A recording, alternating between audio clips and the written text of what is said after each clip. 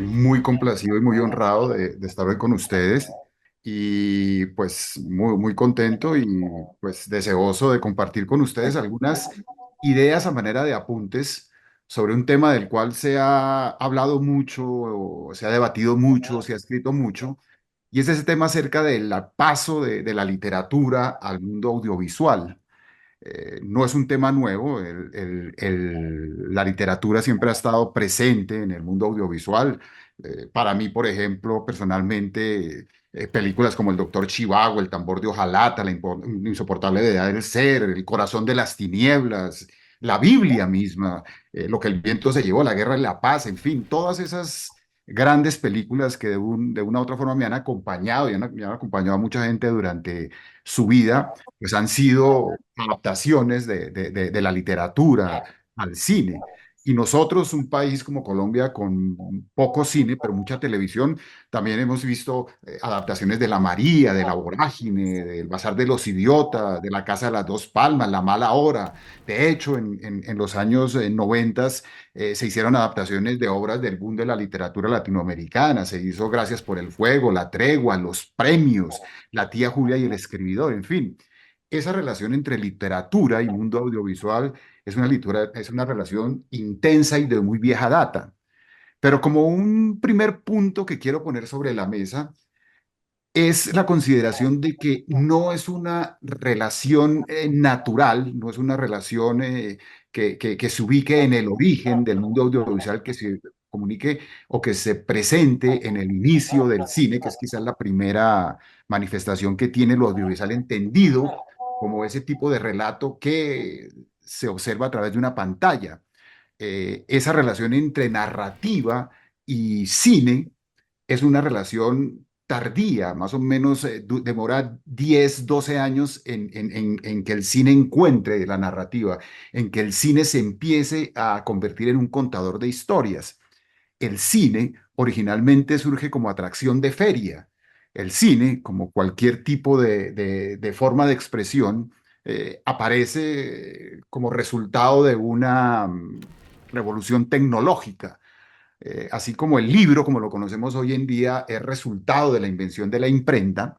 El cine es resultado de una conjunción entre la química y la mecánica que permite que se produzcan imágenes en movimiento.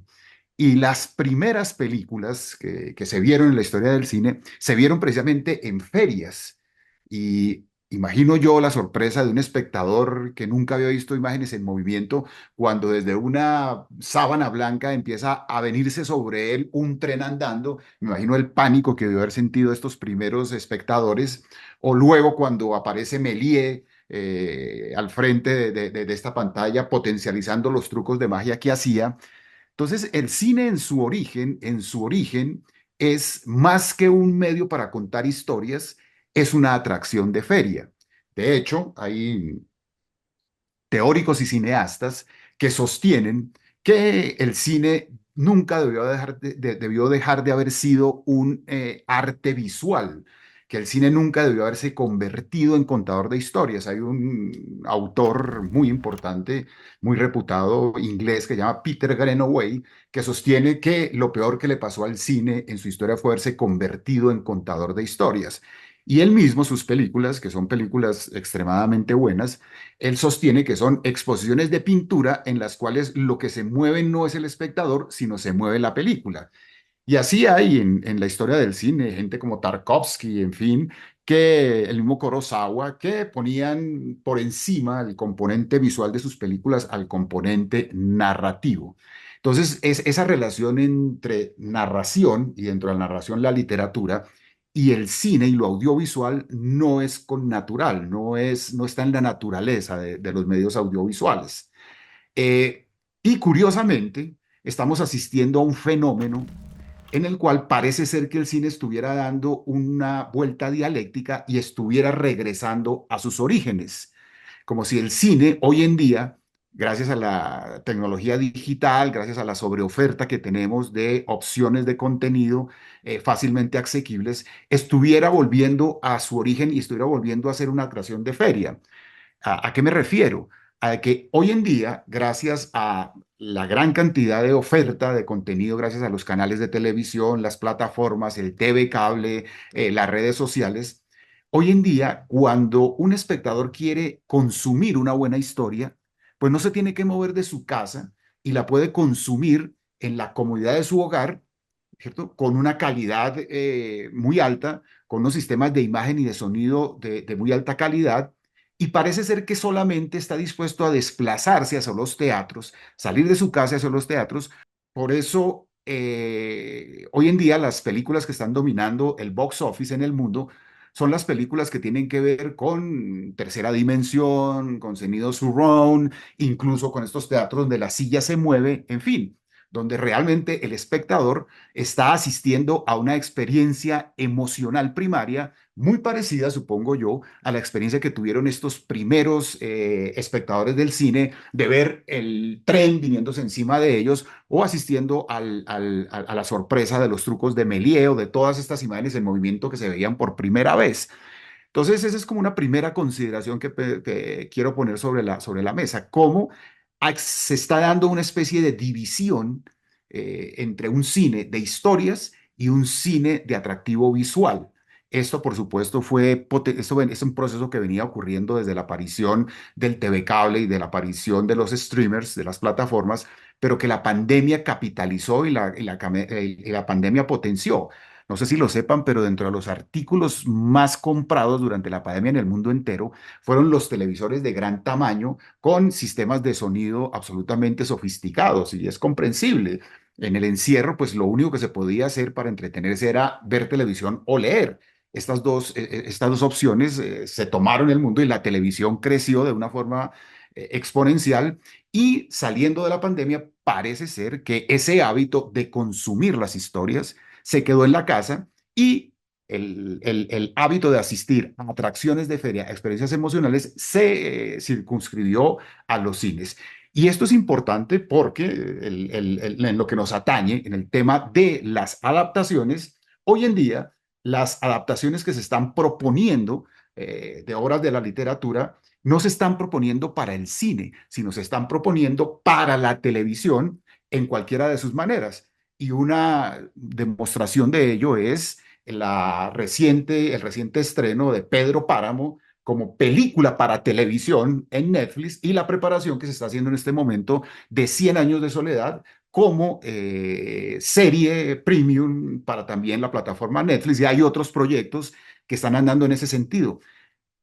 Hoy en día, nadie o muy pocas personas están pensando en hacer adaptaciones de obras de la literatura para la pantalla grande. Se están pensando para este tipo de formas de consumo del audiovisual que son la televisión y los streamers. Y esa es una primera consideración, yo creo, a tener en cuenta en el nuevo panorama del mundo audiovisual. Ahora bien, esa historia de lo audiovisual, esa historia de las pantallas y de la relación de las pantallas con los espectadores, también tiene su propia historia. También surge, como veíamos, como en el caso del libro, gracias a la imprenta, surge de una revolución tecnológica. Y la primera forma en que nosotros, los seres humanos, consumimos un producto audiovisual a través de una pantalla, pues fue el cine. Y se podría construir casi que una historia de la relación entre la pantalla y el individuo a partir de las revoluciones tecnológicas y de la distancia con respecto a la pantalla. Esta primera manifestación que fue el cine, como les decía, producto de la química y de la mecánica, ofreció un tipo de contenido en el cual la pantalla estaba y sigue estando en el caso del cine, qué sé yo, a 12, 15 metros de distancia con respecto al espectador, ¿cierto? Cuando vas a cine, la pantalla está lejos de ti. Por supuesto, es una pantalla gigante. Por supuesto, todo el espacio está diseñado para que el espectador tenga un alto nivel de conexión y de comunicación y de concentración con el producto, con la historia.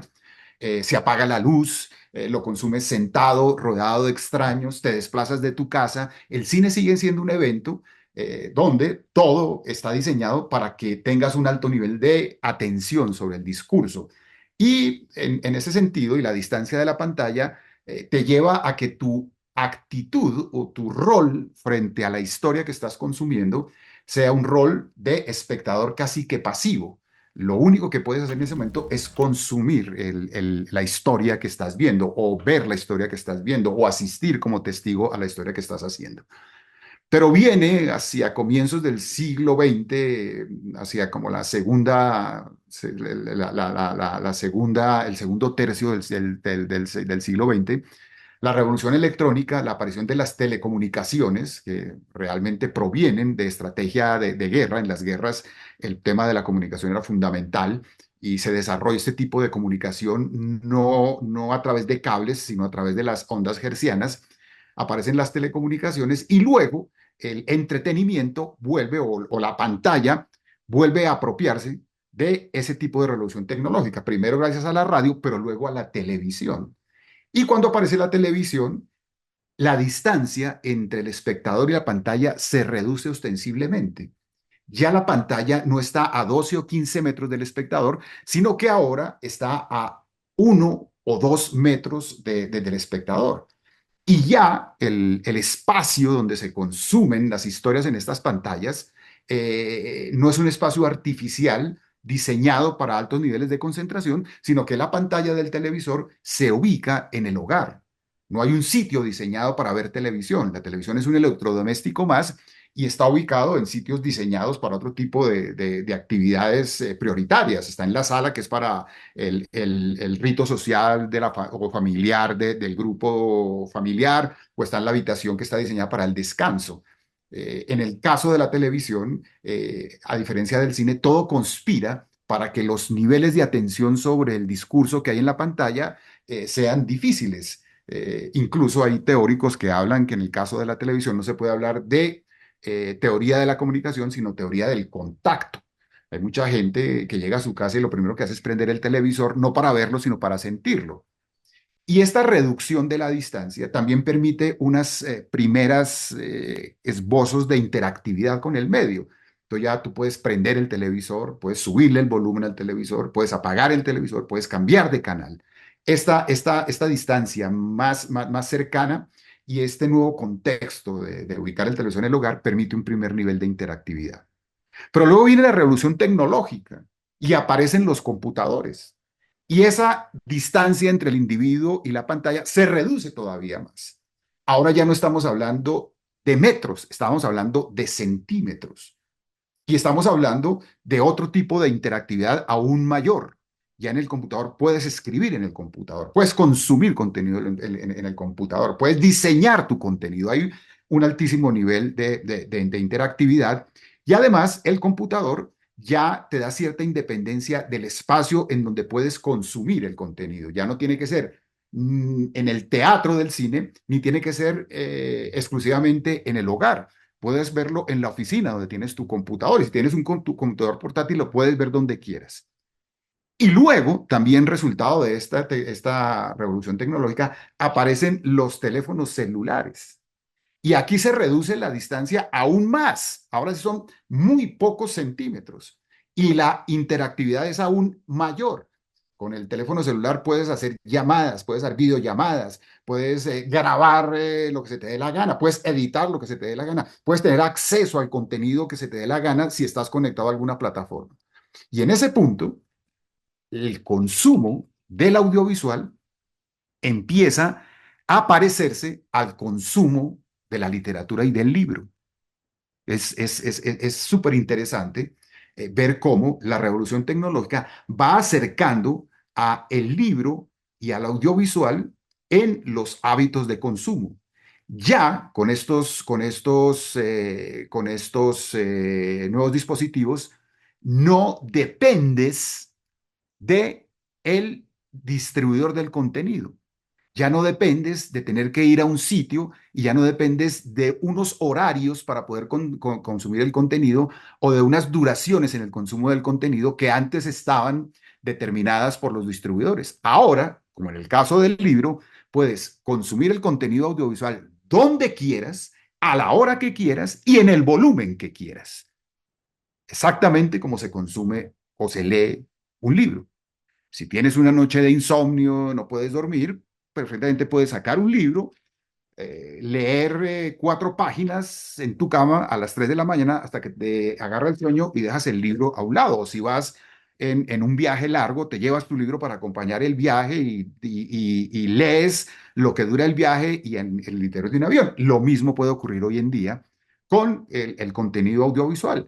En tu teléfono puedes, en la noche de insomnio, acceder al contenido, verlo en la cantidad que quieras, en el horario que quieras, y eso hace que el consumo del contenido de la literatura y el consumo del contenido del audiovisual se encuentren en un lugar común, ¿ok?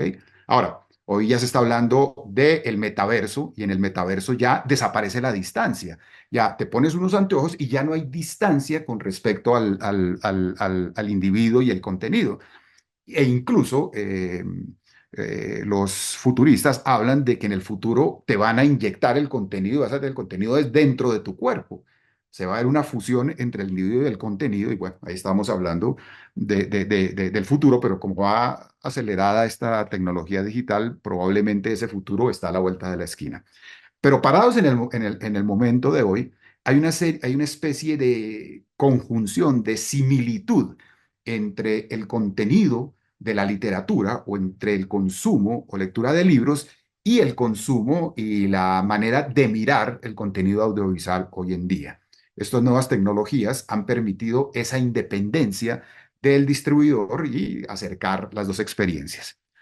¿Dónde se puede hablar de una gran diferencia entre estos dos medios, o una de las grandes diferencias entre la literatura y el contenido audiovisual de televisión? Porque esto, digamos, sigue siendo televisión, así lo consumamos por un computador, por un teléfono o por una pantalla de televisión. ¿Dónde podríamos ubicar una gran diferencia? Y en mi concepto, una de las grandes diferencias radica, y esto es una opinión muy personal, en que la literatura puede ser entretenimiento, pero también puede ser arte. Mientras que la televisión y el contenido de la televisión casi que es exclusivamente relacionada con el entretenimiento. Yo no conozco el primer caso en que hemos hablado de arte de televisión artística. Por supuesto, hay canales de televisión que registran actividades artísticas, que registran danza, música, teatro, pero no he conocido una obra en la cual el lenguaje de la televisión se haya elevado a la categoría de arte. La televisión sigue siendo, hasta hoy en día, matriculada dentro de los medios del entretenimiento, mientras que la literatura puede tener la doble condición. Pero ¿cuál sería la diferencia desde esa perspectiva de arte y entretenimiento? Y yo pienso también, una opinión muy personal, que tiene que ver con la génesis de la obra, con el momento en el cual se genera la obra, con el circuito de comunicación en el cual se da el arte y el circuito de comunicación en el cual se da el entretenimiento. En el arte, tradicionalmente, el circuito de comunicación hace que el productor o el emisor del mensaje y el receptor sean la misma persona. ¿Quién? El artista. ¿A qué me refiero? A que en el arte lo que hay que respetar a rajatabla es la relación entre el artista y su obra. ¿Mm? La aparición del tercero, de quien va a ver la obra, es una aparición tardía, ¿cierto? Normalmente aparece cuando el producto está terminado.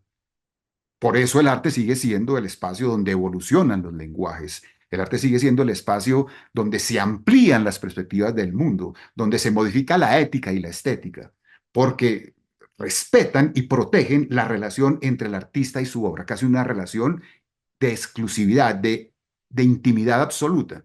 Y el espectador entra, o quien admira o ve la obra de teatro, entra tardíamente en ese circuito de comunicación. En el entretenimiento ocurre lo contrario. Hay en el circuito de comunicación un emisor, un mensaje, si fuéramos maclugianos, que sería la obra, y un espectador que no es el artista, que no es el productor. ¿A qué me refiero? A que en el circuito de comunicación del entretenimiento siempre se está teniendo en cuenta al espectador, a ese tercero. No es una relación exclusiva entre el artista y su obra, sino es una especie de negociación entre el productor de la obra y el receptor de la obra, entre quien hace, en nuestro caso, un producto de televisión y quien va a consumir ese producto de televisión. En la naturaleza del entretenimiento, el espectador aparece en la misma genealogía de la obra.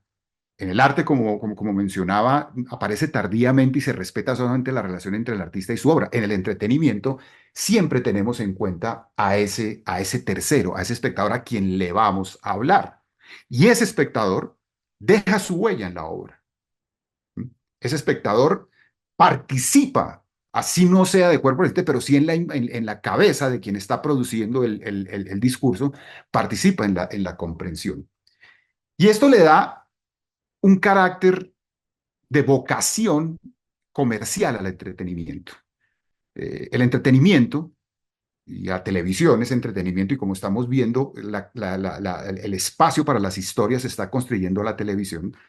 El entretenimiento siempre, al implicar el tercero, lo está haciendo no de una manera absolutamente inocente, sino también sustentado por una vocación comercial. Me refiero a que en el entretenimiento el tema del mercado, y ese tercero representa un mercado, siempre está presente, ¿no? Es una forma cruda de decirlo, pero en el entretenimiento la vocación, la intención comercial es parte de su naturaleza y deja su huella en la obra. Siempre en el entretenimiento, y más hoy en día con la cantidad de oferta que hay, los encargados de producir entretenimiento están en una lucha, en una competencia intensa por la atención del espectador, que en estos términos se llamaría el cliente. ¿Ok? Y yo soy un trabajador del entretenimiento, como lo mencionaba el senador José Luis inicialmente, básicamente soy un trabajador del entretenimiento y siempre estamos, los entertainers, luchándonos, peleándonos el tiempo libre de las personas, que es el que dedican a otras actividades que no sean exclusivamente su trabajo, y siempre estamos en ese tipo de propósito de obtener, capturar la atención del tiempo libre de este espectador y retenerla. ¿Ok? Ahora, eso no riñe con posibles calidades del producto y quiero mencionar un par de ejemplos que me parece a mí que son muy claros acerca de cómo a veces al interior del entretenimiento y de la vocación comercial del entretenimiento surgen grandes obras maestras y grandes revoluciones en el arte. El primer ejemplo que me gustaría mencionar es el de Shakespeare. Shakespeare transformó el teatro, quizás es el padre del teatro contemporáneo, y Shakespeare, a diferencia de sus contemporáneos, de Thomas Kidd o Marlowe o Christopher Marlowe, Shakespeare no fue un hombre culto, no fue un hombre que provenía de la universidad. Shakespeare realmente fue un campesino de un pueblo que tuvo que huir porque se metió en un problema de faldas al involucrarse con la mujer según la leyenda, porque alrededor de la historia de Shakespeare todo es leyenda, pero que tuvo que huir porque se involucró con una mujer casada con un, creo que, criador de marranos, que lo amenazó de muerte, llegó a Londres, empezó a trabajar en los teatros cuidando los caballos a la entrada del teatro, luego fue actor y luego se convirtió en escritor. Pero, según la leyenda, Shakespeare siempre fue o tuvo un espíritu de empresario. Y Shakespeare, de hecho, que es un caso rarísimo en la historia del teatro, hizo fortuna con el teatro. Fue un teatrero rico, y eso encontrar un teatrero rico es bastante complejo, y Shakespeare lo fue. Ahora, Shakespeare construyó su dramaturgia no a la manera artística de que lo hubieran podido haber hecho los actores griegos, los autores griegos o incluso sus contemporáneos, sino teniendo en cuenta el gusto del público. Shakespeare quería que su teatro estuviera lleno y que su teatro generara una actividad económica que lo hiciera rico.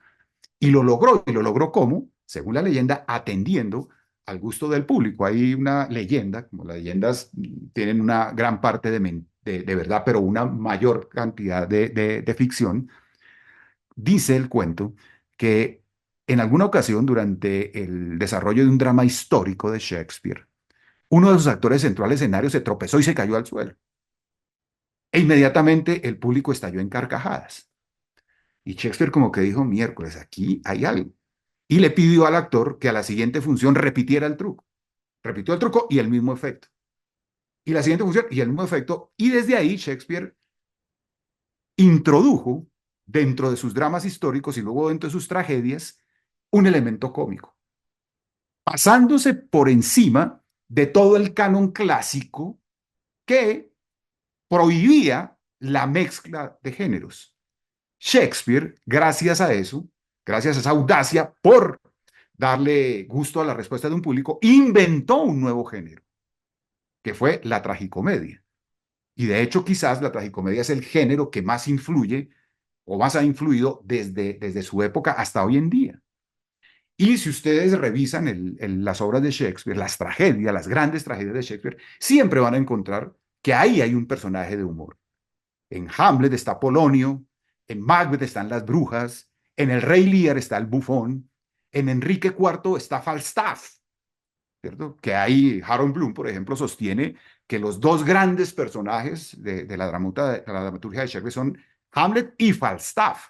Y Falstaff es un personaje decididamente de comedia. Entonces Shakespeare, gracias a una atención con respecto a lo que sucedía con el público, a un deseo de convertirse en un empresario próspero, inventó un género y un género maravilloso. Y más adelante también se saltó otro de los cánones de la dramaturgia clásica, porque también entendió que el público lo agradecía y lo compraba, y fue la violencia explícita sobre el escenario. En el canon clásico era de mal gusto exponer violencia sobre el escenario. Y Edipo Rey se saca los ojos fuera del escenario. Medea mata a sus hijos fuera del escenario.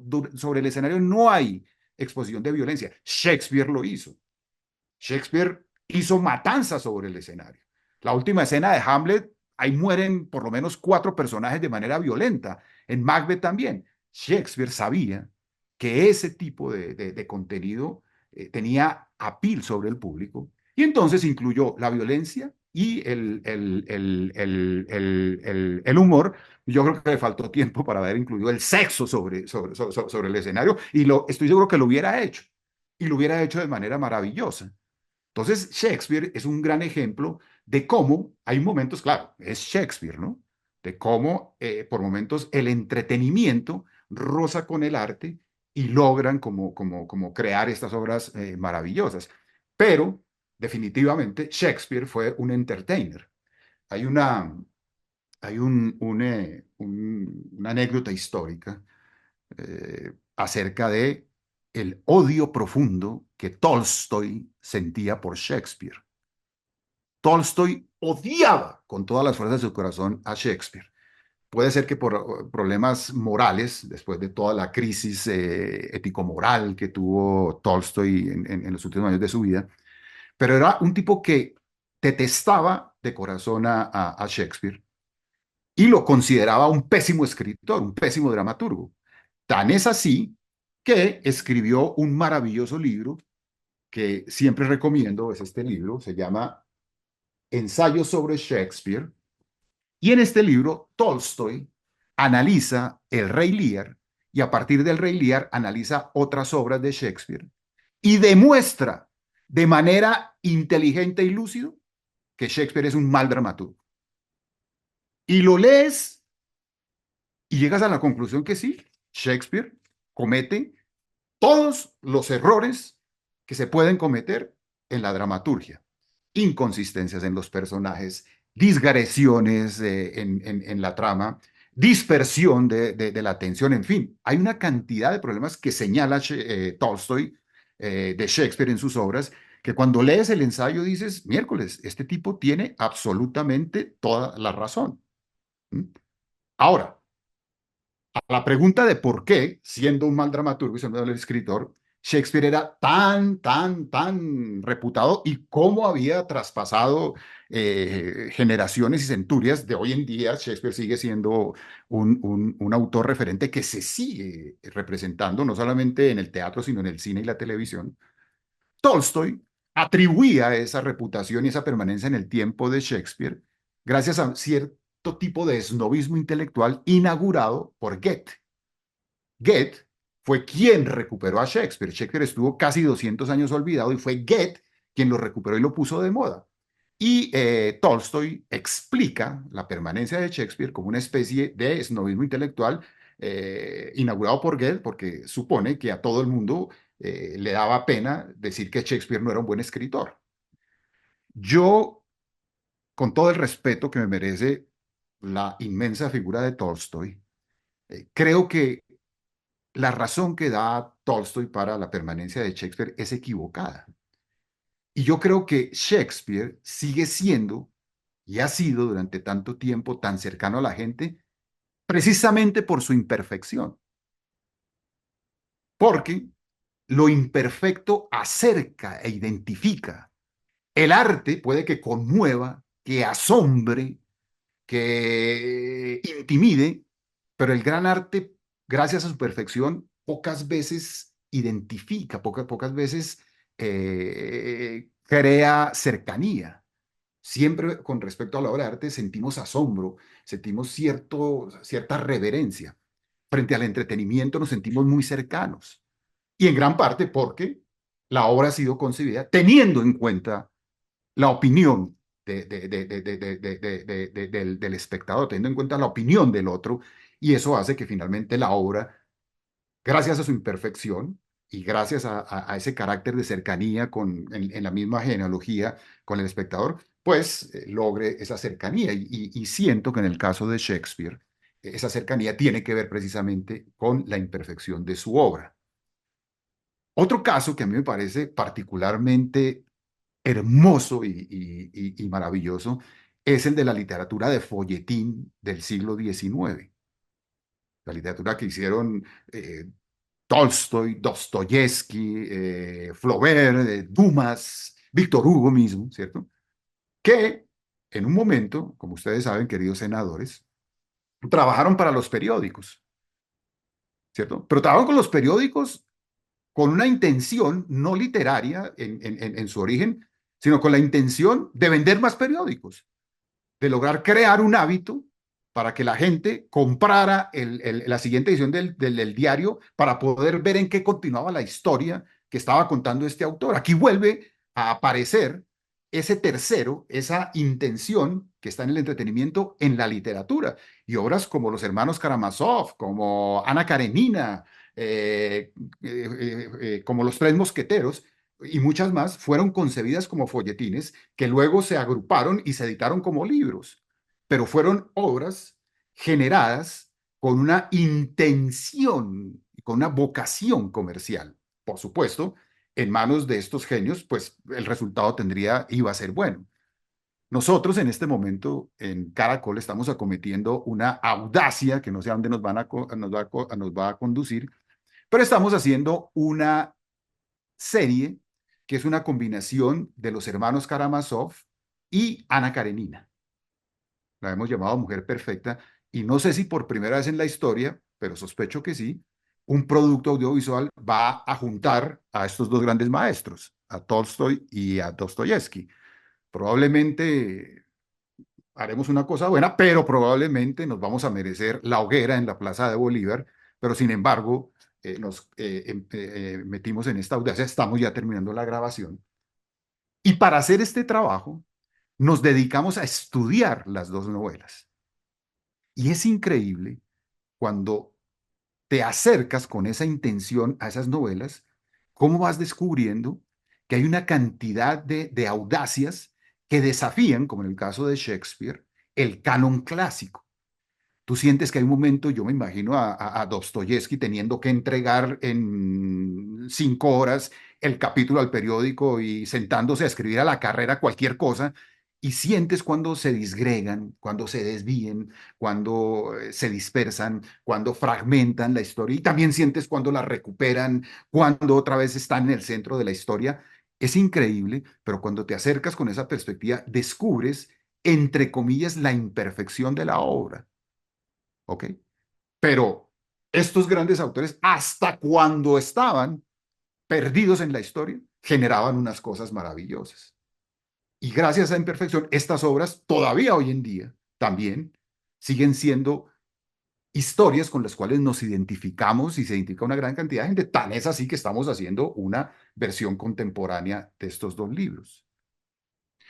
Entonces, el caso de Shakespeare, el caso de la literatura de folletín, son buenos ejemplos de cómo opera el entretenimiento. Luego, por supuesto, cuando aparece la televisión y se abren los cortes a comerciales, pues los que hacemos televisión realmente escribimos televisión para vender jabones. Y cuando aparecen las plataformas, hacemos contenido para que los streamers puedan vender suscripciones en el fondo del entretenimiento, y hago énfasis en el entretenimiento porque creo que es el punto donde se diferencian la literatura, que puede ser entretenimiento, pero puede ser arte, y la televisión o el audiovisual, como está concebido hoy en día, con el cine constreñido exclusivamente a la experiencia sensorial y emocional. En el entretenimiento, esa vocación comercial es de su naturaleza, es de su esencia, ¿de acuerdo? Y eso comporta a veces problemas cuando tienes que enfrentar una adaptación de una obra quizás escrita desde los cánones clásicos de la literatura y de la narrativa a un medio donde la pirotecnia formal para capturar audiencia, para ser más duros, para capturar clientela, está por encima de los cánones estéticos. Ahora, habrá momentos en que gracias a genios como fueron Shakespeare y los autores del folletín, estas dos cosas se juntarán y producirán cosas maravillosas. Pero cada vez más el tipo de mecanismo dramatúrgico para capturar audiencia va separándose de los canes clásicos de la dramaturgia y se van acercando a una cosa que yo llamaría la estética del circo. ¿A qué me refiero? En la narrativa clásica, la pregunta fundamental siempre es, ¿cómo va a terminar esta historia? Creas un conflicto, creas unos personajes que tienen que tratar de resolver ese conflicto y gracias a esos intentos crean la trama y mantienes al espectador pendiente de cómo se va a resolver ese conflicto y a dónde va a llegar el personaje. Y eso fue lo que le dio unidad a la dramaturgia clásica: planteamiento, nudo y desenlace. Y la pregunta fundamental en la narrativa clásica es cómo va a terminar este asunto. Hoy en día, con esta profusión de oferta de contenidos, la pregunta fundamental ha cambiado de cómo va a terminar esto a qué va a pasar ahora. Siempre nos estamos preguntando, ¿qué va a pasar ahora? ¿Qué va a pasar ahora? ¿Qué va a pasar ahora? Casi que un tipo de dramaturgia frenética, un tipo de literatura esquizofrénica que no siempre respeta eh, elementos de la poética clásica como el centro, la coherencia, la consistencia, la lógica. Como les digo, es más similar al circo, donde uno nunca entiende por qué pasamos de los payasos a los trapecistas y los trapecistas a los que se tiran cuchillos y los cuchillos a los payasos, en fin, porque este tipo de dramaturgia está tendiendo más a una lógica de la emoción que a una lógica de la razón. Entonces, cada vez más la dramaturgia, para lograr la visibilidad y el compromiso de la audiencia, va decantándose hacia una forma de mecanismo dramatúrgico frenético y más posmoderno, por llamarlo de alguna forma, desafiando las normas de la poética y de la estética moderna. Y eso comporta problemas para el tema de las adaptaciones de obras de la literatura a la pantalla y al mundo audiovisual. A veces, a veces, uno encuentra afortunadas similitudes y coincidencias que permiten que ese tránsito se haga de manera menos difícil, menos complicada. Hace aproximadamente unos 20 años escribí una serie de televisión que se llamó La Saga Negocio de Familia, y esta era una adaptación de La Orestiada. En ese momento en mi vida estaba obsesionado con la tragedia griega. Estaba estudiando Orestes y esta obra un poco me llamó mucho la atención. Empecé a investigar e irme para atrás y descubrí que había unos antecedentes maravillosos que llevaban finalmente a la historia de Orestes. Habían como 4 generaciones condenadas a unos desenlaces violentos que terminaban aquí, y en ese momento dije, miércoles, esto se parece a lo que vivimos nosotros en nuestra cultura de guerra. Cómo con una guerra tan larga, generaciones completas han estado condenados a una especie de violencia congénita. Y además, como era dramaturgia, como era tragedia griega, pues el paso de la dramaturgia de teatro a la dramaturgia audiovisual y del contexto de guerra al contexto de guerra nuestra, el contexto de guerra griega, el contexto de guerra nuestra, facilitó como la adaptación. Se hizo una adaptación y funcionó de manera maravillosa. También creo que el hecho de pertenecer a la literatura de folletín nos ha ayudado a nosotros en esta adaptación que estamos haciendo de Karamazov y Ana Karenina, porque contiene la cantidad de giros dramáticos, la cantidad de atracciones emocionales, la cantidad de cliffhangers, de ganchos, porque claro, estos autores tenían que garantizar, y era el trabajo para los que les pagaban, de garantizar dejar las historias en punta para que al siguiente semana o al siguiente día se comprara el periódico para ver en qué continuaba la historia. Era como una actualización de la estrategia narrativa de Sherezade en Las Mil y Una Noches. Entonces, estas obras del folletín contienen todo ese tipo de estructura que nos ha hecho relativamente fácil la adaptación. Eh, Podría decir que Tolstoy y Dostoyevsky hicieron la mitad del trabajo y ahora nosotros lo estamos capitalizando. Pero hay veces en que la cosa no funciona tan bien. Eh, También estuve cercano, no participé directamente, pero estuve cercano a una adaptación que se hizo de el libro de Mutis, Ilona llega con la lluvia. Acuérdense que se hizo la película. Eh, Esa película la hizo Caracol y era como el proyecto que estábamos buscando después de que Sergio Cabrera había hecho la estrategia del Caracol. Entonces se decidió comprar el libro de Ilona. Se contrató a un guionista argentino, Jorge Goldenberg, muy buen guionista, para que hiciera la adaptación. Y cuando Jorge empezó a trabajar el libro, descubrió o se dio cuenta, claro, Mutis es tan maravilloso, tan mágico, que uno lo lee sin ningún problema y uno lo disfruta, pero cuando ya le dicen es que hay que hacer una película, tiene que empezar a analizar el texto desde la perspectiva dramatúrgica, y Goldenberg descubrió que era un cuento muy poético, pero muy poco dramatúrgico. No tenía un conflicto claro, no tenía muchas acciones, no tenía un desenlace claro, era una obra poética más que una obra dramatúrgica. Entonces Jorge Goldenberg hizo una jugada que me pareció muy buena, y fue solicitarnos que compráramos otro cuento de Mutis que se llama Abdul Bashur, Soñador de Navíos, que sí tiene una estructura dramática muy clara. Tiene un conflicto claro, tiene unas acciones claras, tiene unos desenlaces claros, y juntó los dos textos para hacer la película, para hacer el guión. Casi que Abdul Bashur le prestó su conflicto a Macrol y se hizo la película. La película, eh, a mi concepto, es una buena película, pero de una u otra manera arrastra con el origen del truco. Y es que la historia secundaria resulta más interesante que la historia principal. Entonces, digamos que ahí hubo que enfrentar esa circunstancia que implica la naturaleza de la literatura y la naturaleza de la dramaturgia.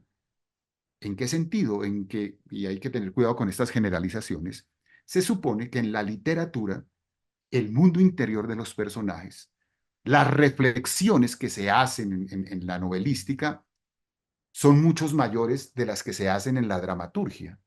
La dramaturgia es el reino de la acción.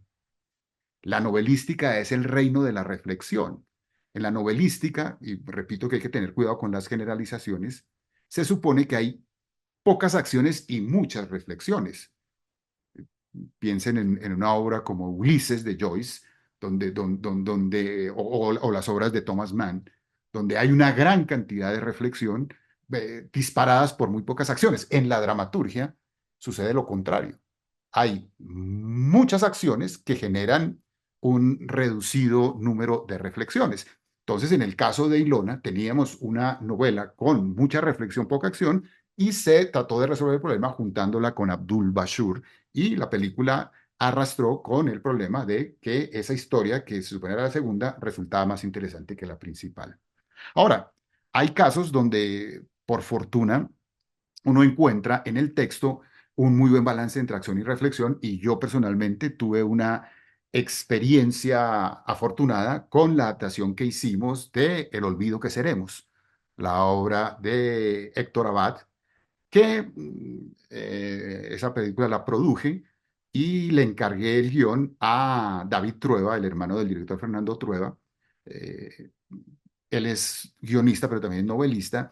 Y cuando empezamos a hablar sobre el tema, pues él sí estaba bastante consciente y bastante tranquilo, porque decía, este libro contiene un muy buen balance entre acción y reflexión, y por lo tanto no vamos a tener que inventar muchas acciones o salirnos mucho del libro porque contienen ahí. Caso diferente al que sucedía con Ilona. Y ese tipo de naturaleza diferente de la literatura y del mundo audiovisual normalmente comportan un desafío y una dificultad para el tema de las adaptaciones. Otro tema que también, y sobre todo cuando se hacen películas, porque hoy en día se están haciendo películas, pero para las plataformas, dudo mucho que una película como Pedro Páramo vaya a los cines, se vive en las plataformas. Otro de los problemas que tradicionalmente ha enfrentado la adaptación es el tema de la duración, de la condensación. En una película como Pedro Páramo o cualquier otra adaptación, o Chivago o El tambor de Ojalata, tienes que condensar todo el espíritu del libro en 2 horas, hora y media, 3 horas máximo. ¿Cierto? Y ahí viene el problema de las decisiones de qué incluyo y qué dejo por fuera. Y luego de cómo combino, de cómo hago la sintaxis de eso que he escogido y he combinado.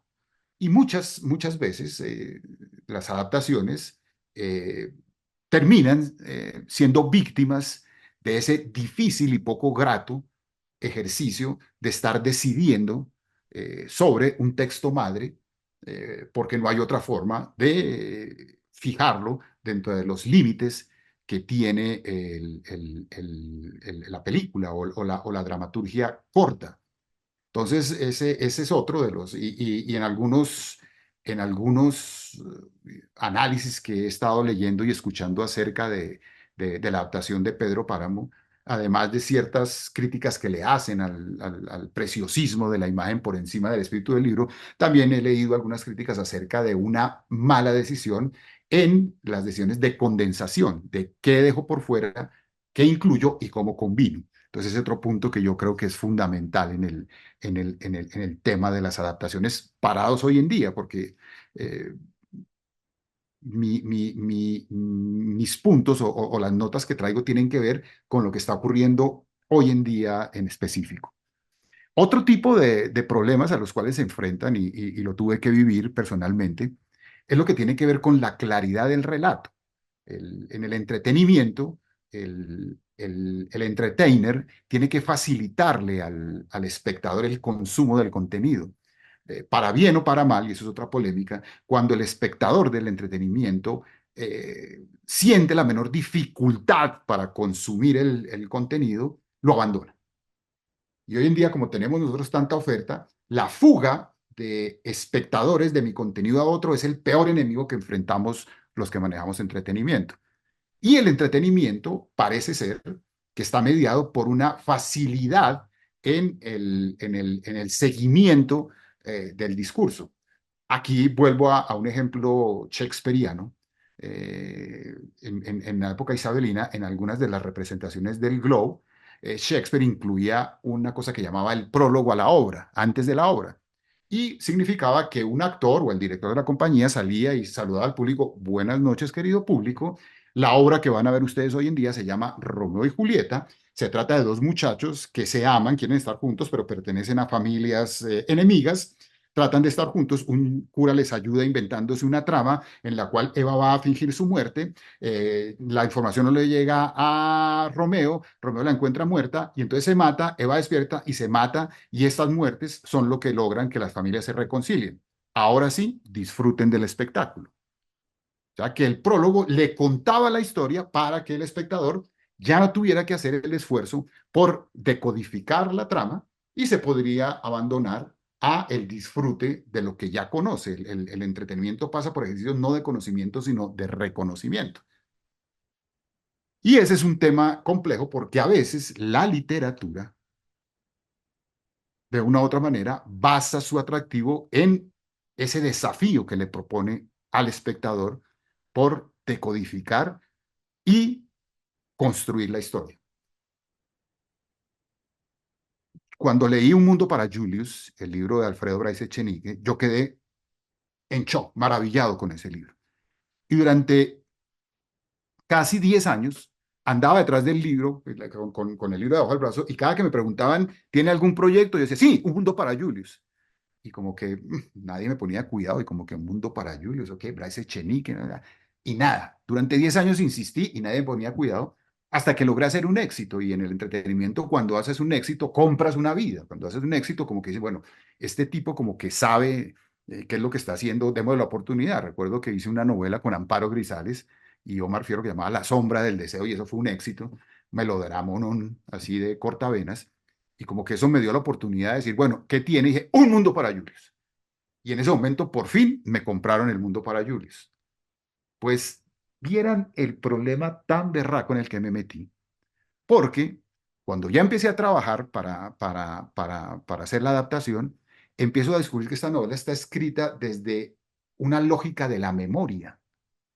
Es una novela donde no hay un hilo conductor, donde no hay una lógica cartesiana que acompañe la trama, y solo como exposición de de recuerdos de Bryce Echenique de su época de infancia, y eso es lo que la hace tan maravillosa.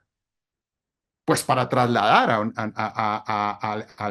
un discurso de entretenimiento, tuvimos que reorganizar la trama, llenar vacíos, con todo el respeto, inventar personajes, recuperar personajes que se mencionaban y no volvían a aparecer, y casi que reconstruir el discurso a partir de las señales que nos daba Bryce Echenique. Y esa es otra de las características del entretenimiento y de la adaptación. Casi que se basan en la pérdida de respeto, entre comillas, y en el buen sentido, del texto madre. Cuando haces una adaptación, si no encuentras ciertos elementos dramatúrgicos en el texto madre, los tienes que incluir, independientemente si el autor los consideró o no. Y en el caso de Un Mundo para Julius, tuvimos que hacer esa especie de reconstrucción de la narrativa. Tuve oportunidad de hablar con Bryce, porque dentro del contrato que se hizo con él, se suponía que él tenía que revisar y darle su aprobación a los libretos, y pues Bryce Echenique, me imagino que le daba mucha pereza tener que mirar libretos, y la primera reunión que tuvo con él me dijo, yo entiendo que para hacer una adaptación a la televisión, ustedes tienen que escribir otro libro, así que no voy a leer nada, tienen mi aprobación. Y tenía toda la razón y afortunadamente lo entendió. Entonces, ese tipo de consideración de la necesidad de simplificar, no sé si sea la palabra correcta, la narrativa para facilitarle al espectador el seguimiento de la historia, es otro de los grandes retos que tienen las adaptaciones, y lo viví en Un Mundo para Julius. Hay otra consideración que me parece a mí también muy importante, y es que en la literatura la relación entre el texto, el autor y quien lo lee es directa y no tiene intermediaciones. El lector lee lo mismo que escribió el escritor. Es una relación íntima. Aquí nadie interviene. Cuando tomas un libro y lo lees, estás leyendo las mismas frases que escribió el escritor. Cuando vas al mundo audiovisual, te enfrentas a una cantidad de intermediaciones que van dejando su huella en el producto final. Hay unos actores que interpretan los personajes, hay un director que pone en escena y pone en cámara, hay un editor, hay un fotógrafo, hay un musicalizador, en fin. El resultado final de un producto audiovisual es una especie de creación colectiva donde participan muchísimos intérpretes, muchísimas intermediaciones. De hecho, el script, el libreto, es una especie de materia prima que vive para desaparecer. ¿Cierto? Los libretos de televisión o los guiones de cine no tienen valor literario, ni siquiera en el caso de las adaptaciones. Evidentemente algunos se editan, pero no porque tengan un valor literario, sino como una especie de marketing, tienen un valor como hecho de que aquí surgió esta película. Pero el guión el guión de cine y el libreto de televisión nacen para desaparecer y el resultado final está fuera de su control. El resultado final de una adaptación está totalmente fuera del control tanto del autor del texto original como del adaptador, porque es el resultado de una creación colectiva donde intervienen muchas manos, muchas intermediaciones, muchas interpretaciones. Y eso también hay que considerarlo a la hora de evaluar las adaptaciones. Otra cosa que tiene que ver con lo mismo es que la palabra o la escritura no tiene un costo, mientras que la inclusión de valores de producción en el audiovisual tiene un costo. ¿A qué me refiero?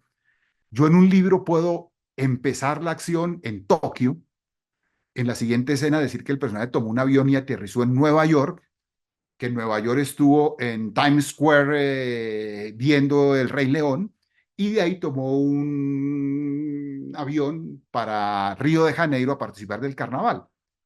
Esto se puede escribir, no tiene ningún costo en el papel.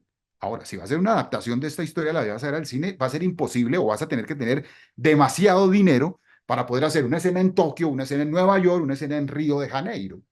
Porque en el caso del audiovisual, el guión, el libreto, sea original o sea de una adaptación, no solamente es una forma de contar una historia, sino es una forma de ejecución presupuestal. La serie o la película cuestan lo que incluye el guión. Y si metes un personaje, es un costo. Si metes una locación, es un costo. Si metes una fiesta, es un costo. Si metes un yati, es un costo. Y siempre el adaptador tiene que estar pensando en que está constreñido a un presupuesto. Yo tuve una experiencia también con una adaptación que hicimos de una obra de Próspero Molares Pradilla que se llamó La Mujer Doble. Este proyecto lo empezó un guionista mexicano que trató de ser muy fiel al libro y cuando en el canal se vinieron a dar cuenta de cuánto estaba costando ese proyecto, me llamaron a mí a que reemplazara a este escritor, pero con la misión de reducir el costo del proyecto por lo menos a la mitad. Y tenía que empezar por reducir el elenco. Teníamos un elenco como de 45 personajes y cada uno de esos personajes cuesta dinero y había que reducirlo como a 20 personajes. Y recuerdo que con el socio que tenía en ese momento inventamos un recurso dramático y es que teníamos dentro de las locaciones una taberna, teníamos un personaje que era un espadachín y en cada capítulo ese personaje se emborrachaba, sacaba la espada, retaba a duelo a alguien y mataba a un personaje y ahí salía ese personaje de la historia. Recuerdo que los pobres actores recibían el libreto y lo primero que miraban era si tenían alguna escena con este personaje. Eh, pero claro, el recurso se nos agotaba y necesitábamos como encontrar otro recurso para seguir reduciendo el elenco. Y como era una historia que tenía que ver con espionaje, una historia de época y de cacería de brujas, decidimos meter 10 personajes dentro de una diligencia. Hicimos una persecución, la diligencia rodó por un abismo y de ahí, en una sola escena, salimos de otros 10 personajes. Y así tuvimos que ir operando reduciendo locaciones, reduciendo personajes para lograr entrar en costos. Y esa es otra consideración que representa una dificultad y un desafío a la hora de las adaptaciones. Otro problema y otro desafío es el tema de el diálogo. Normalmente, en la literatura, el diálogo es escaso, mientras que en la dramaturgia de televisión el diálogo es profuso. Hay quienes sostienen que que la televisión es hija de la radio más que del cine, y es verdad. Y la televisión es muy hablada.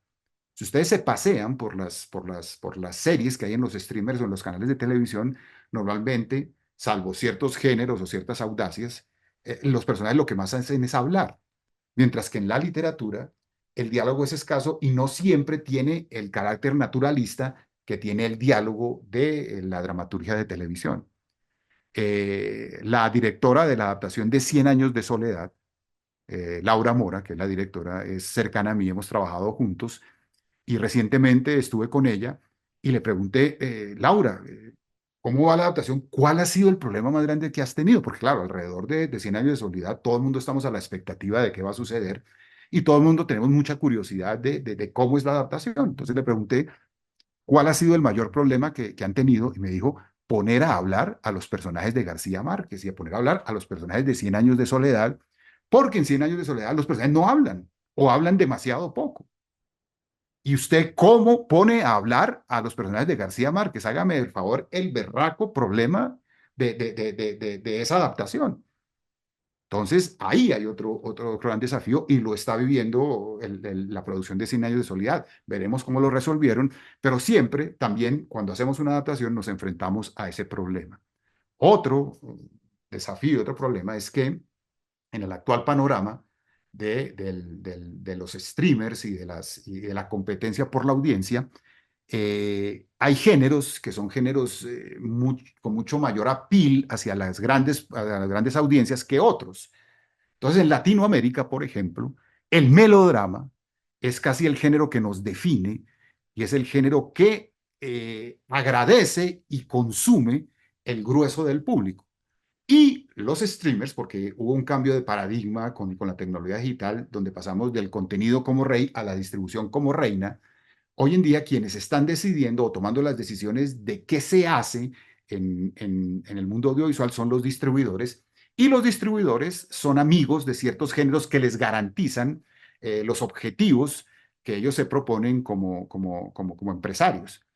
Y dentro de esos géneros, el melodrama es el género que hoy en día se está exigiendo del contenido latinoamericano e incluso empiezan a verse señales de que el contenido mundial. Y el melodrama, pues como cualquier género, tiene su sistema, tiene sus reglas, tiene yo no sé si recetario sea la palabra, pero sí tiene su estructura, en la cual necesariamente tenemos que fijar el contenido que vamos a hacer para los jugadores que distribuyen el contenido audiovisual. Y lo experimentamos de manera difícil con una adaptación que tenemos incluso hoy en día en pantalla. Estamos emitiendo una adaptación que hicimos de una novela de Boris Vian que se llama Escupiré sobre vuestras tumbas. Nosotros lo llamamos Escribiré sobre sus tumbas. Las obras de Boris Vian son oscuras, son una especie de thrillers rodeados de venganza. Es un tipo de literatura bien particular. Y nosotros tuvimos que, más o menos, enmarcar esta historia de Escupiré sobre vuestras tumbas dentro de un marco dramatúrgico de melodrama. Y no es fácil lograrlo sin perder el espíritu de la obra. Pero también es muy difícil que hoy en día los streamers o los distribuidores de televisión e incluso de cine se acomoden a otro tipo de audacias que no estén relacionadas, sobre todo en el mercado latinoamericano, con un compromiso con el melodrama. Entonces, ese es otro de los desafíos y de las dificultades y con las cuales he tenido una relación cercana en esta adaptación que estamos haciendo de Escupiré sobre vuestras tumbas. También la consideración de producto. A veces se pide que las adaptaciones estén acompañadas de algún tipo de atracción adicional a la simple consideración dramatúrgica. no hace mucho también, hicimos y estuve al frente de la adaptación de una obra de Vargas Llosa que se llama El héroe discreto. Hicimos una adaptación que me parece que resultó bastante interesante, pero la acompañamos en una audacia musical que nos resultó bien, con música de José Alfredo Jiménez. Hicimos una banda sonora donde grabamos aproximadamente, qué sé yo, 25 canciones de José Alfredo Jiménez y las acompañamos en la trama. Tan es así que terminamos cambiándole el título a la obra. El show de televisión no se llamó El Héroe Discreto, sino se llamó Cuando vivas conmigo. Y resultó muy bien, y ese es otro tipo como de exigencias que hoy en día se le piden a las adaptaciones, que además del contenido que proviene del texto madre, pues se le acompañe de pronto de otro tipo de atracciones. Y hay una cosa que está ocurriendo y que yo celebro, y es que casi que, y ya para terminar, una experiencia que estoy teniendo con un libro que de una u otra forma ha retomado este nuevo tipo de dramaturgia que yo llamaría la dramaturgia del surf, que es un poco una reproducción de cómo leemos hoy en día los textos digitales. Cuando leemos, por ejemplo, el periódico o una revista en una pantalla, en un iPad, a veces nos aparecen unos links que picamos y nos vamos a ese texto, y en ese otro texto aparece un link, lo picamos y nos vamos a ese otro texto, y así vamos surfeando, como que cada que la ola va perdiendo fuerza, brincamos a otro texto y no necesariamente regresamos al texto madre. Y así es como funciona esta dramaturgia de la que hablaba, de que se plantea la pregunta de no cómo va a terminar esto, sino qué va a pasar ahora. Ese tipo de dramaturgia encontramos un libro que se trasladó a la literatura, y es un libro de Ricardo Silva Romero, que se llama, son dos libros realmente, Cómo perderlo todo, y el otro libro, pues, ahorita no recuerdo porque lo estoy trabajando también, eh, tienen ese tipo de estructura, casi que de este frenético mundo de la dramaturgia audiovisual, se trasladó este tipo de estructura a la literatura, y el libro es maravilloso, y su adaptación ha sido relativamente más sencilla que en otros casos donde la estructura es mucho más clásica. Entonces, estos son algunas de las consideraciones y de los puntos que quería poner sobre la mesa. eh, el, la literatura seguirá siendo una fuente permanente de contenido para el mundo audiovisual, porque provee de grandes historias, provee de grandes personajes, incluso ayuda en el marketing. Hay veces que el simple hecho del autor o de la obra ya genera una expectativa que ayuda a promocionar el producto. El caso Pedro Páramo, caso 100 años de soledad. En el caso mío, el haber tenido El olvido de que seremos, basado en un texto, una novela que ha sido muy exitosa, ayudó. Entonces yo creo que hay larga vida a esta relación entre la literatura y la narrativa audiovisual, pero sí creo que cada vez hay que ir renovando cuáles son los desafíos, cuáles son las dificultades, cuáles son las soluciones, y cómo vamos un poco encontrándonos literatura, mundo audiovisual y entretenimiento en algún terreno común que nos permita, ojalá, repetir esas maravillosas experiencias de Shakespeare y de los escritores del folletín, de lograr conciliar las dos intenciones, la intención artística y la intención de entretenimiento en un texto. Entonces, muchas gracias, y eso era un poco lo que quería contarles hoy en día, gracias a la invitación del senador José Luis.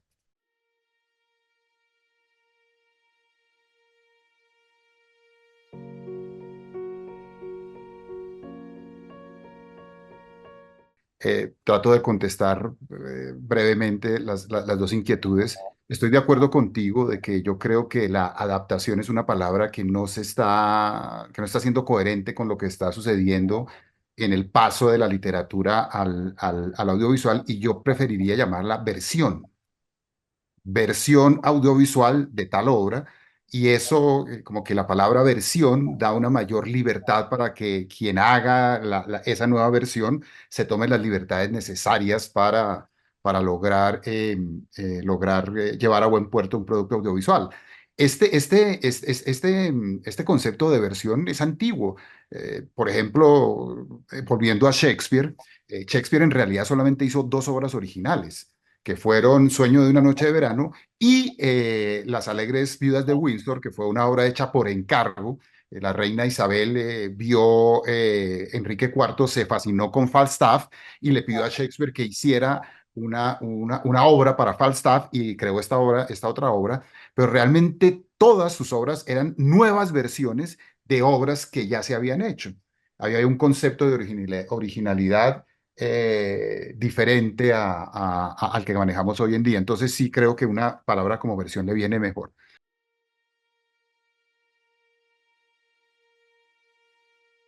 Y con respecto como a la dicotomía y la polarización entre cine de autor y cine de gran público, yo creo que las relaciones han sido y deberían seguir siendo no relaciones de oposición y de canibalismo, sino relaciones de complementariedad y necesidad.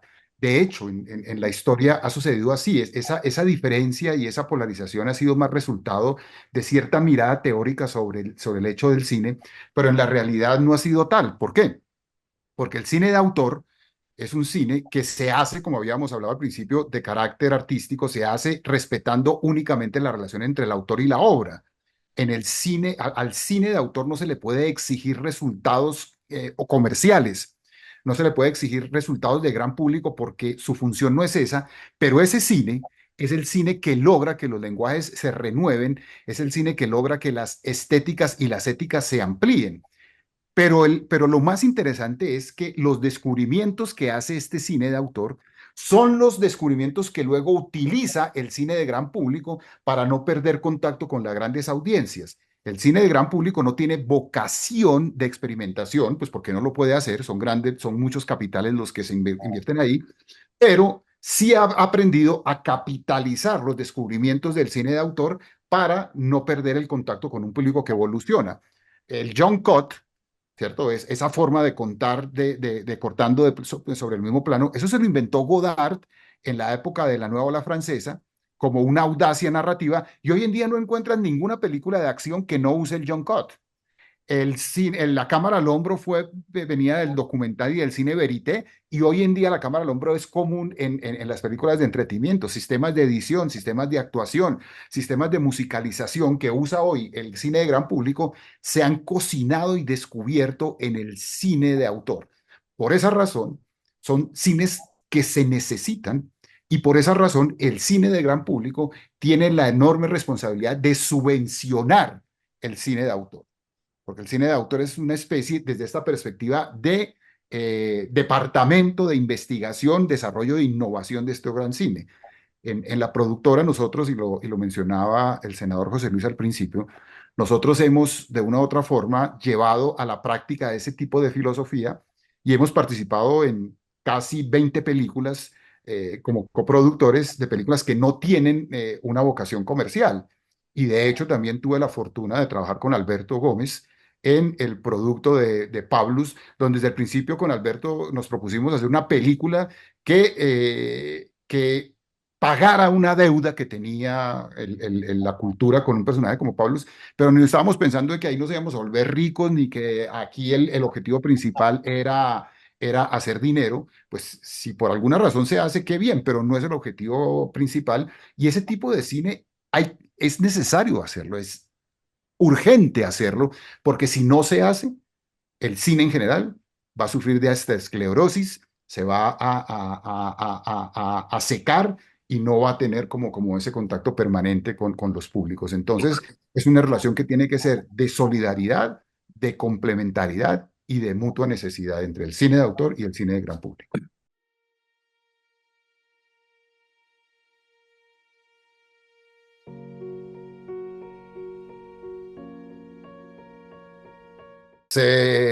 Gran tirano, no sabría qué decirle porque todo va a depender de cómo nos resulte el experimento.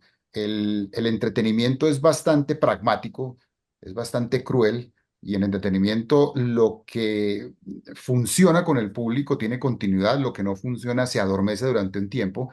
Hemos hecho un trabajo juicioso y como decía, finalmente los mismos textos lo permiten.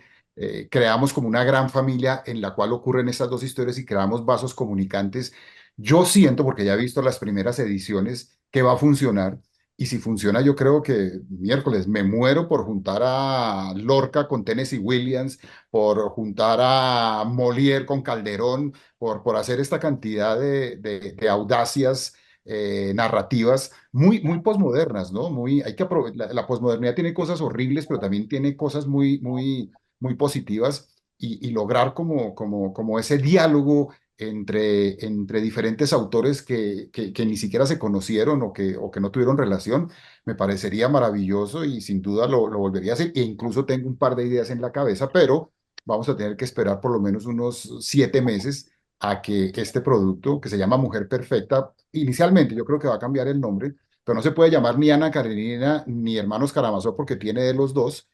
Vamos a ver cómo nos va eso. Ya en su momento ustedes mismos me darán su opinión, pero indudablemente si se abre esa posibilidad, habrá que aprovecharla y habrá mucha gente que la aproveche y la capitalice.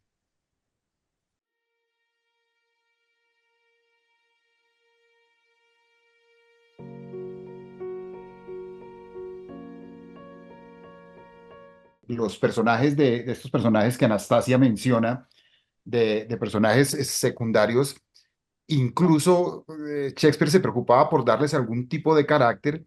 Tan es así que, y debes conocer, Anastasia, la obra de Tom Stoppard,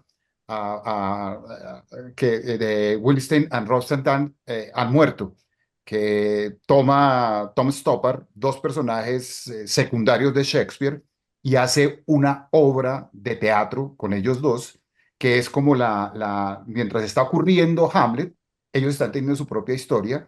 Luego el propio Tom Stoppard hace una película, adapta su propia obra al cine.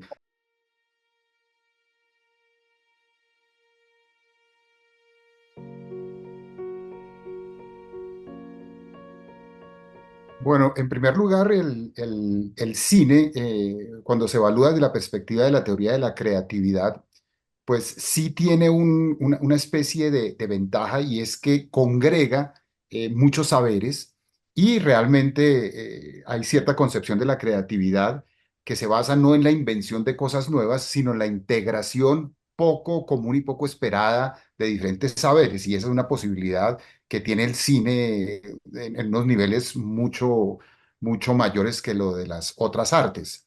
Entonces sí creo que cuando se hace ese cine de autor y se combinan estos saberes, pues estamos en presencia de una forma artística compleja, pero también maravillosa. Y a su pregunta de qué está sucediendo con el cine clásico hoy en día, pues fíjese usted que las buenas obras encuentran su manera de perdurar y de adaptarse. Y hoy en día hay unas tres, cuatro, hasta cinco plataformas muy interesantes dedicadas exclusivamente al cine de autor. Hay una que se llama Movie, que se la te recomienda, y Criterium, que es una distribuidora de cine de autor que tiene los títulos del neorrealismo italiano, de la nueva ola francesa, del cine de Bergman, del nuevo cine alemán, de todas casi las vanguardias, que editaba estas películas en CDs con unas colecciones maravillosas.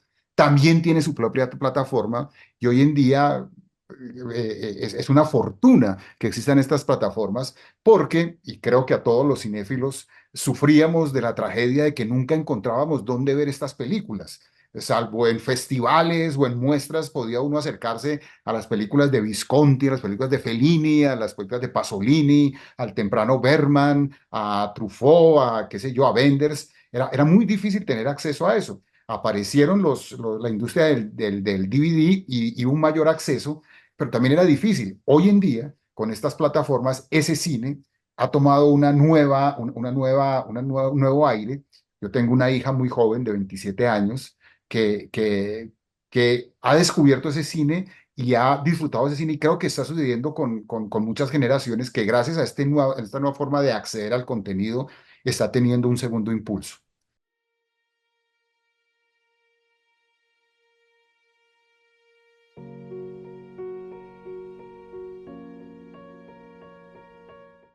Y con respecto al nombre de la rosa, pues definitivamente, digamos que el mismo texto de Humberto Eco, eh, prometía una muy buena película porque Humberto Eco, antes de ser novelista, como ustedes saben, fue un semiótico, fue quizás de los padres de la semiótica contemporánea y su libro está escrito como casi una ilustración en forma de thriller de sus teorías a partir del signo.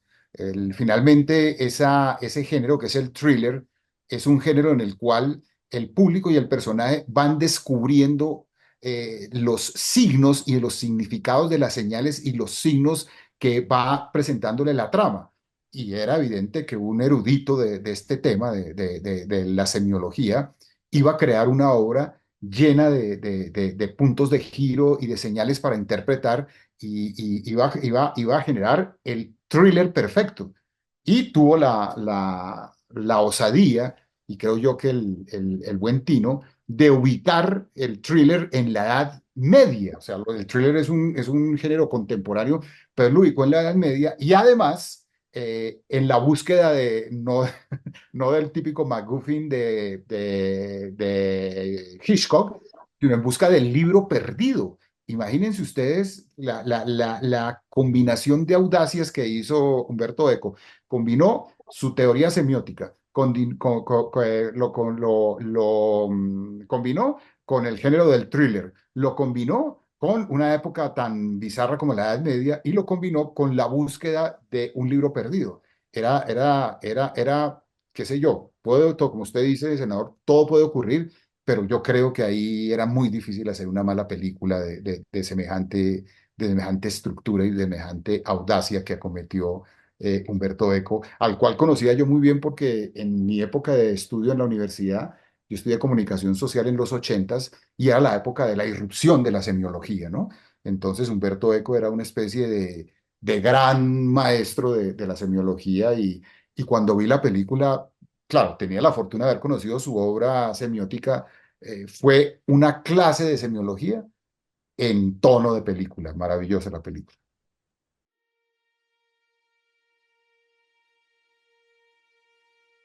Sí, la primera vez por fortuna ha sido una serie muy exitosa. Ya estamos haciendo la tercera temporada, hemos tenido una primera temporada muy exitosa, una segunda todavía más exitosa y estamos produciendo en este momento la tercera temporada y probablemente vamos a hacer también una cuarta temporada. Entonces, por fortuna ha sido una serie que ha funcionado muy bien y como decía al comienzo el senador José Luis, eh, fue una serie que le debe mucho a la literatura, porque finalmente cada capítulo tiene el nombre de un libro y de un libro que fue importante para mí o que ha sido importante para mí en mi vida. Y ese libro, de una u otra forma, inspira el capítulo. No necesariamente la trama es una adaptación del libro, pero siempre la presencia del espíritu de esa obra tiñe todos los capítulos y eso creo que le dio una particularidad a la serie bastante buena. Entonces sí ha sido una serie muy exitosa por fortuna. Es la historia de una época que creo que aquí muchos coincidimos de nuestro colegio en los años 70, pero contada desde el presente, lo cual permite que, eso fue, digamos que ahí hubo una decisión dramatúrgica eh, de marketing que terminó resultando en una solución estética muy buena. ¿Por qué? Porque en Netflix tenían el temor de que tratándose de una serie sobre un colegio, el público se redujera a la gente joven, ¿sí? Porque normalmente la gente joven es la que ve las series y los shows de televisión que tienen que ver con la época del colegio. Y ellos querían que esta serie tuviera un público más amplio. Y entonces la manera de convocar al público adulto fue usando un narrador, una voz en off, que fuera quien condujera la trama, pero que fuera un adulto, que fuera ese mismo personaje, pero ubicado hoy en día y haciendo comentarios sobre lo que estaba sucediendo en la trama, que refleja, como usted mismo lo dice, una época completa del país en los setentas. Entonces, aquí lo interesante es ver cómo una decisión de marketing pensando convocar al público adulto terminó convirtiéndose en un atributo poético de la obra. Y esas son esas cosas maravillosas cuando la estética y el interés comercial se juntan y logran casos como este, del cual estoy muy satisfecho.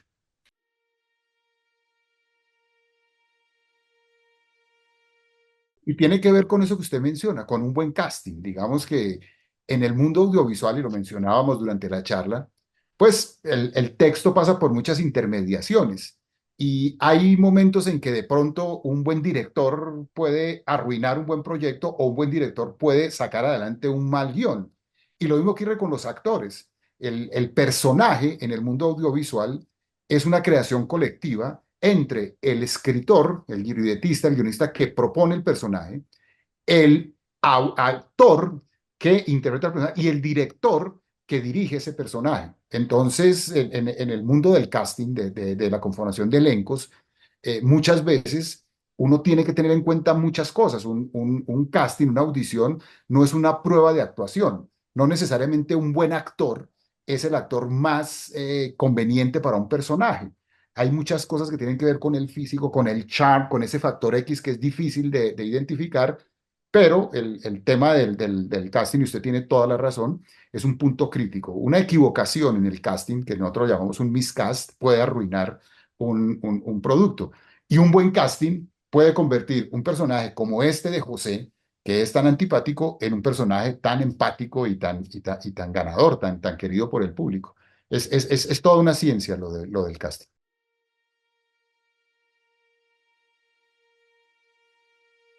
Increíble, senador, increíble. Y sobre todo lo medí en la relación con el elenco. Estos muchachos, desafortunadamente, digamos que hoy en día el hábito de la lectura es un hábito que tenemos que proteger y cuidar porque está en peligro. Digamos que la cultura cambia y hay que aceptarlo y los dispositivos digitales están generando otro tipo de lecturas y otro tipo de textos, pero nosotros tenemos que de alguna otra forma defender el hábito de la lectura del libro y del buen libro. Y me vi una maravillosa sorpresa cuando en una reunión con los muchachos, ellos mismos, como como por cosa profesional de saber de qué estaban hablando, empezaron a acercarse a los libros y luego me dijeron, hemos descubierto, puta, algo que no sabíamos que existía y qué bueno que que tengamos contacto con eso y hayamos empezado a hacerlo. Y en varios, lo empecé con el elenco y estos muchachos están leyendo los libros y se han encargado con los libros, pero también lo he escuchado en otros escenarios y con otra gente que han encontrado en la serie una invitación para acercarse a la lectura, ¿no? Yo creo que eso me llena de mucha alegría y debo reconocer que no fue, digamos, no fue un objetivo que yo me hubiera propuesto de manera altruista. Digamos, como una deuda que tenía yo con la literatura, porque yo le debo mucho de mi vida a los libros que he leído, y yo sí decía, en algún momento necesito hacerle ese reconocimiento a la literatura, e incluir eso como de esa manera, pero sin pensar que fuera a tener esa relevancia, y nada, son sorpresas muy, muy hermosas que le da a uno el oficio.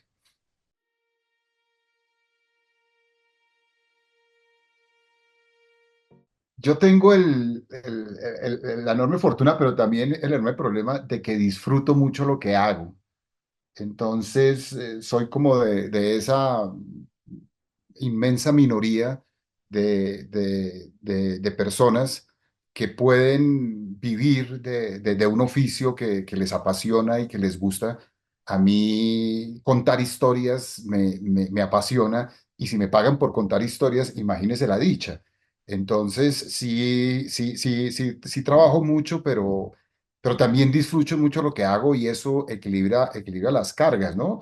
Cuando veo mucho audiovisual también, veo mucho cine, veo mucha serie, veo muchas cosas y lo veo desde la perspectiva del disfrute, pero también del análisis. Cuando escribo, claro, no voy a decir que siempre escribir es una delicia y que a veces se torna difícil, pero creo que cuando se disfruta y se es apasionado con lo que se hace, un poco esa carga pretendiente laboral se aliviana un poco, ¿no? Entonces, tengo esa fortuna y nada, por momentos tengo mucho trabajo pero no me hago tanto lío con él y también a veces trabajar es una forma de vivir, ¿no? De disfrutar, no sé. Ahí tengo una relación bastante particular con el oficio.